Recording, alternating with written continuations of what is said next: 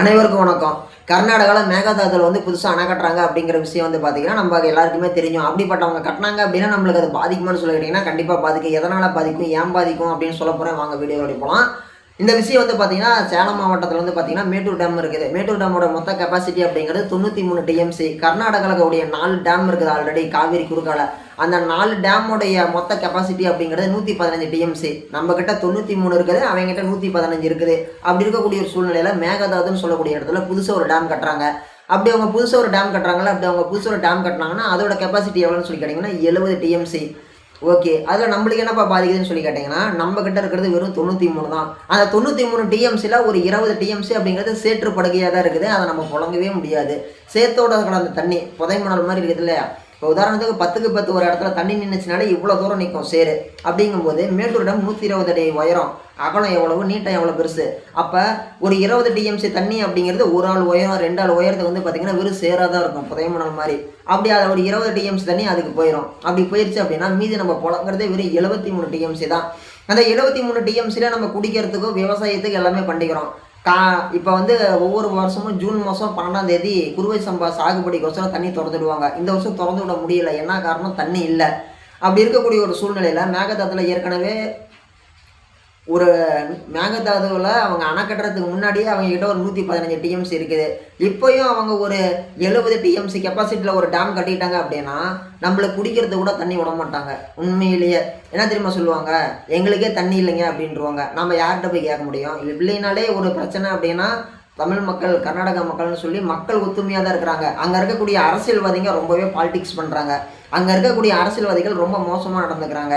இப்போ உதாரணத்துக்கு எடுத்துக்கிட்டிங்கன்னா, காங்கிரஸ் கட்சி தான் பார்த்தீங்கன்னா, நம்மளுடைய காங்கிரஸ் கட்சி தான் பார்த்தீங்கன்னா கர்நாடகாவில் ரோலிங் பார்ட்டியாக இருக்கிறாங்க. ஆட்சியில் அவங்க தான் இருக்கிறாங்க. அதே காங்கிரஸ் இங்கே தமிழ்நாட்டில் என்னவா இருக்கிறாங்க, தாவேக ஆட்சியில் இருக்கும் பொழுது அவங்களுக்கு துணையாக கூட்டணியில் இருக்கிறாங்க. ஓகேங்களா. இப்போ ரகுவரன் சொல்லுவார், அவரே முதல்வன் படத்தில் சொல்லுவார், அவரே அர்ஜுனே குண்டை வைப்பாராம், அர்ஜுனே குண்டை எடுப்பாராம் அப்படின்ட்டு. அதே மாதிரி இந்த காங்கிரஸ் கட்சி ரொம்ப மோசமாக நடந்துக்குது. இதே காங்கிரஸ் கட்சி தான் கர்நாடகாவில் ஆட்சியில் இருக்குது, டேம் கட்டியே தீர்வுங்குது. அதே காங்கிரஸ் கட்சி தமிழ்நாட்டில் இருந்துட்டு டேம் கட்ட விட மாட்டோங்குது.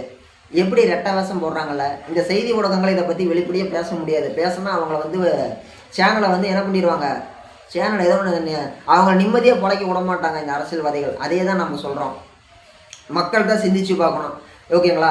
இப்போ 2 கர்நாடகாவில் இருக்கிற மக்களும் தமிழ்நாட்டில் இருக்கிற மக்களும், கர்நாடகாவில் இருக்கக்கூடிய தமிழ்நாட்டு மக்களும் தமிழ்நாட்டில் இருக்கக்கூடிய கர்நாடக மக்களும் எல்லாரும் ஒத்துமையாக தான் இருக்கிறாங்க. இந்த அரசியல்வாதிகள், இந்த பொலிட்டீஷியன்ஸ் தான் பார்த்திங்கன்னா மக்களை வச்சு கேம் ஆடுறாங்க. மெயினாக இந்த காங்கிரஸ் பார்ட்டி இவங்க ரொம்ப பார்த்திங்கன்னா இரட்டை வேஷம்னு சொல்லுவாங்கள்ல, எப்படி டபுள் கேரக்டர் அப்படின்ற மாதிரி 2 வேஷம் போடுறாங்க. ஓகேங்களா. இப்படி இருக்கக்கூடிய ஒரு சூழ்நிலையில் மேகதாதுல அணை கட்டினாங்க அப்படின்னா ஏற்கனவே அவங்ககிட்ட 115 டிஎம்சி இருக்குது. 115 ஒரு 70 185 டிஎம்சி. 180 பாதி தான் 90. நம்மக்கிட்ட இருக்கிறது 90 கிட்டத்தட்ட. ஓகேங்களா. சராசரி எடுத்துக்கோங்க. அந்தாண்ட ஒரு 185, இந்தாண்ட ஒரு 93, அதாவது 278 டிஎம்சி அப்படிங்கிறது காவிரியோட கெப்பாசிட்டி கிடையாது.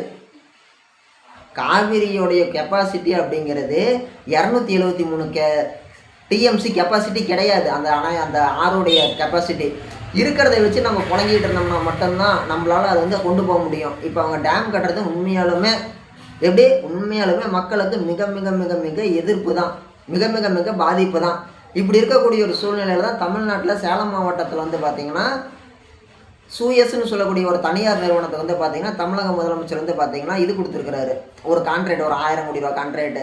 அப்போ என்ன ஆகும், ஏற்கனவே அவங்க டேம் பிரச்சனை இருக்குது, தண்ணி சரியாக வரலன்னு சொல்லிட்டு மாநகராட்சி குடிநீர் வரியை உயர்த்த முடியாது. அவங்க தான் கொடுத்துட்டாங்களே அவங்க சூயஸ் நிறுவனத்துக்கிட்ட.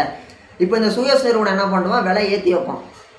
1 லிட்டர் தண்ணி 7 ரூபாய்க்கு வாங்கி கவர்மெண்ட் 8 கொடுக்குதா, இவன் என்ன பண்ணுவான், சுத்திகரித்து 1 லிட்டர் தண்ணி 15 ரூபாய்க்கு கொடுப்பான். நீ கடையில் வாங்கினா 20 ரூபா, ஏன்ட்ட வாங்கினா 5 ரூபா, வாங்கினா வாங்கலைன்னா போமா சூயஸ் நிறுவனம். அவன் சூயஸ் பார்த்திங்கன்னா ரொம்ப மோசமான ஆள். ஓகேங்களா. நீங்கள் போச்சாம்பா வாட்டர் வார்னு சொல்லி கூகுளில் டைப் பண்ணி பாருங்கள். 1999 பொலிவியாவில் போச்சாம்பா அப்படின்னு சொல்லக்கூடிய இடத்துல ஒரு மிகப்பெரிய ஒரு போர் நடக்குது, போராட்டம் நடக்குது, மக்கள் போராட்டம் வெடிக்குது. என்ன காரணம், அவன் 200 மடங்கு தண்ணிக்கு வரி போட்டானான். ஓகேங்களா. இதே கார்பரேட் நிறுவனம் பார்த்திங்கன்னா வேறு பேரில் ஓகேங்களா? போச்சாம்பால வந்து பார்த்தீங்கன்னா, வேறு பேர்ல அவன் வந்து இந்த மாதிரி ஒரு சேட்டை பண்ணியிருக்கிறான். ஓகேங்களா? மக்கள் போராட்டம் வெடிச்சதுனால அத விட்டுட்டாங்க. அந்த நாட்ட விட்டு அவன் வெளில வந்துட்டான். அப்புறமேட்டு நேபாளம் போனா, உலகத்தோட பல்வேறு நாடுகளுக்கு போன அந்த நிறுவனம் வந்து பார்த்தீங்கன்னா, இங்க நம்ம மாவட்டத்துக்கு வந்திருக்குது. சேலம் மாவட்டத்துக்கு. நானும் சேலம் மாவட்டம், அயோத்தியாபட்டினம் தான். அப்படி இருக்கக்கூடிய ஒரு சூழ்நிலையில மக்களுக்கு இது எவ்வளோ பாதிக்கும்?